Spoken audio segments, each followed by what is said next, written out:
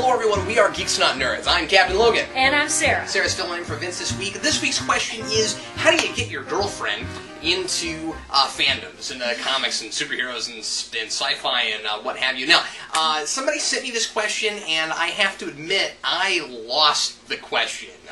All week we've been planning on doing this, and I wrote it down in my list, and it's unfortunately no longer there somehow. So I'm not sure who asked this question. So anyway, if you're watching this, feel free to leave your your name in the comments and say, "Hey, I asked this question." But anyway, somebody was really cool and sent us this and was like, "Okay, Captain Logan, I know you're," and this is why I brought Sarah in this week.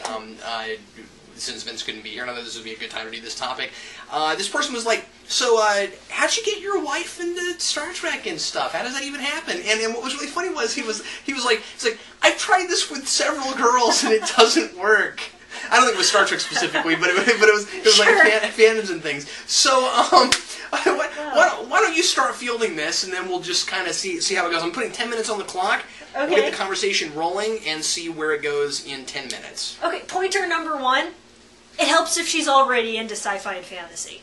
So, I must say that Captain Logan had a bit of an easier time with me because I wasn't into Star Trek, I wasn't into comic books, but I was into science fiction, and I was majorly into fantasy. So, really, I had the basis for it, and then he introduced me to some cool things that he liked to watch. I introduced him to some cool things that I liked to read and watch. And it was just kind of a give and take, back and forth kind of thing, as opposed to, hey, I have this huge thing that you're not into at all, let me push you into it. It wasn't like that at all. Yeah, I would say, and this was always my mantra, don't make that the goal. Yeah, exactly. A relationship should be a give and take, and, I mean, you have a relationship because you have things in common anyway, or at least you should. And you don't need to have everything in common, but, I mean, you have to have something where you mesh. So if you can find a girl who's into this stuff, that's really kind of the perfect situation. But if she's not into it already, maybe she has tendencies where she might be interested given the right circumstances. Where maybe she's into a particular aspect of story, like mysteries, and you say, well, this comic book has some mysteries in it, maybe you'd appreciate that. So take an angle. I mean, that could help. Naturally, you want a relationship, we sound like we're writing a self-help book. Naturally, you want a relationship to not just be about the physical. I mean, I should probably come out and say that naturally. That generally never works out well, and the reason I bring that up is because a lot of people get this idea that as long as their girlfriend can tolerate this kind of stuff, if they happen to be big geeks, you know what I mean, and they're into gaming or they're into comics or whatever it happens to be, as long as their girlfriend will tolerate that, it's okay, and that could be true, or you could also end up in a situation where you're together for 3 or 4 months and she starts throwing your stuff out and trying to give it away to people and says that's never good and starts being controlling and I've known people who do this. I have too. And you just have to know people. Yeah. And you also have to never let that happen because that's not fair. Yeah. You know, that's not good. So I'm just saying, you don't have to date people who are into all the same stuff you are. No, you need to have some common ground somewhere, but you can have your interests, she has her interests. And as long as you're okay with that, then that's fine. With us, it started with writing. Yeah. I didn't know when we met if you happened to be interested in anything science fiction related. It didn't necessarily matter. You see what I'm saying? And before Sarah and I were dating, I mean, I dated some in high school, and I dated a girl for quite a while who was not real big into sci-fi and stuff. We had other things in common, and it went okay. As long as it went okay, but anyway, so I mean, like with us, it started. We had a common ground that we started with. I mean, we both like writing. Yeah, in fact, our first date was going to a coffee shop. We also both liked coffee, which is ironic because neither of us drink coffee now.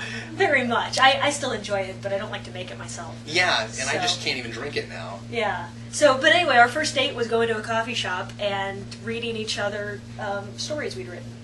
So that was a lot of fun. What I did with Sarah when it came to my big fandoms, when it came to Star Trek and comics and stuff, was I made a point to not be pushy about it. I mean, a big point. Almost to a fault, I think. But yeah, to the degree that Sarah didn't even realize how big into comics I was until I finally let that one out of the bag. Yeah, I think it was 6 months before I even realized you were into comic books very much. In fact, I wouldn't even say that everyone should go the direction I went as far as I went, because I think I was nearly paranoid about it. Yeah. I was just a little bit worried about it because you and I hit it off really well, and I really liked you, of course, and I didn't want you to be put off by that kind of stuff because a lot of people, especially 8 or 9 years ago, maybe a little bit less so now, when some of this geekdom stuff has become a little bit more socially accepted, I think, even since then. But especially at that point, we were still very much in this period where a lot of us geeks were worried that everybody had a stigma against us. You know what I mean? Or what a lot of people did. And it wasn't that, like, I was so obnoxiously geeky and nerdy, it was that I didn't want to come off that way. Yeah. I don't want people to think that I was like that. And understand, I mean, like, we listened to Weird Al in the car the first time we went out together. So, I mean, like, there was some stuff, but I mean, like... neither of us really tried to hide our personalities. No, not at all. And I didn't try to hide anything. I just didn't ever want it to come off like I'm forcing you into this stuff. Exactly, if you want to date me, you have to like Star Trek. If you want to date me, you have to like comic books. I didn't want it to be like that. But if it came up and you were interested, I wanted it to be open enough to where I could show you things if you got interested. And I didn't necessarily push you into old movies, you know, Errol Flynn or Ray Harryhausen or anything Right. But like we got to the point where we did. I still haven't done a lot of Harryhausen, but you know, I watched Singing in the Rain and really liked it, and there were some other things that we did too. So anyway, but yeah, I was almost paranoid about it. Like, I didn't bring you over to the house for like 3-4 weeks. Yeah, that's true. When I was still living with my parents at the time. I had just gotten out of high school, and I was afraid for you to see my room. Yeah, like that was kind of the thing. Yeah. So anyway, to really answer the question, I didn't. I mean, like because the question was, how did you get your wife into this? I don't think I did. I think that it was there, and Sarah said, "What's this Star Trek thing?" And I said, "Well, here's an episode." And you said, "I want to see more." Yeah, I was intrigued initially. I had not had very much access to this kind of stuff. My dad was a little bit into Star Trek, but he always went down to the basement to watch it, so I didn't really know what it was. And my mom wasn't really a big fan of fantasy or science fiction, so I just really didn't have access, and I was interested. So I kind of asked the questions myself and said, hey, I'm interested in Star Trek. And so he showed me some, and I was like, hey, I'm interested in this comic book thing you're doing.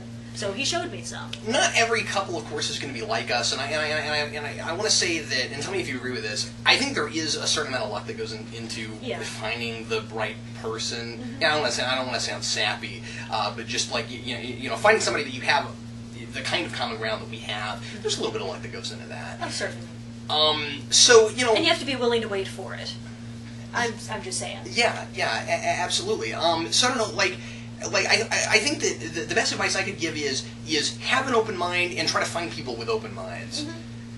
Like if you date a person who says something like, I can't, like, and I believe it or not, I guess these people exist. I was surprised by this when I discovered this. But I mean, like, if you meet somebody who's like just really anti-fiction, that's probably not going to work out. Yeah. I mean, like if this kind of thing is that important to you, also, the whole comic book fandom thing and sci-fi fandom and all that kind of thing shouldn't be like the paramount thing in your life. You know, it shouldn't necessarily be the most important thing, the thing that drives you, unless you know it's your livelihood or something. Sure. I mean, it's certainly a big part of my life, but had it not taken off with you, and had you and I still had other kinds of common ground, I may have fallen a little further away from that and a little more into other things. You know what I'm saying? Because you were always really big in academia, and I may have gotten a little bit more into other, you know, classic literature and things like that that I enjoy. You could have written more research papers. You could have gone along that line. Those are all things I enjoy that I just,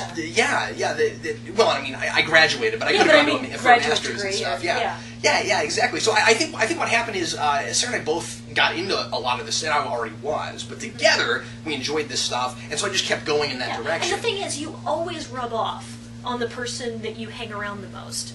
So you're gonna have some give and take anyway if you just live your life. Yeah. So. So whatever you do, don't be pushy. Yeah. Don't make it about like I think I think the question in general is maybe the wrong way to think about it. If you're trying to have a successful relationship with someone, don't make it about getting them into things, making them like the stuff that you like. And Vince and I did a couple podcasts about that very topic. Yeah, I think it's important that they're not against what you like, where they just won't tolerate it, or they just can't stand it. Yeah, or they roll their eyes at it, that kind of stuff. Or they can't take you seriously at all because you're into this thing. That's a big warning sign, I'd say. But I think also it's important to not be obnoxious about this stuff. You can't come on too strong. And you can't just say, this is the big thing I'm into. If you're not into this, you're not into me. And like that's all you talk about, that kind of thing. And I've always kind of preached well-roundedness too.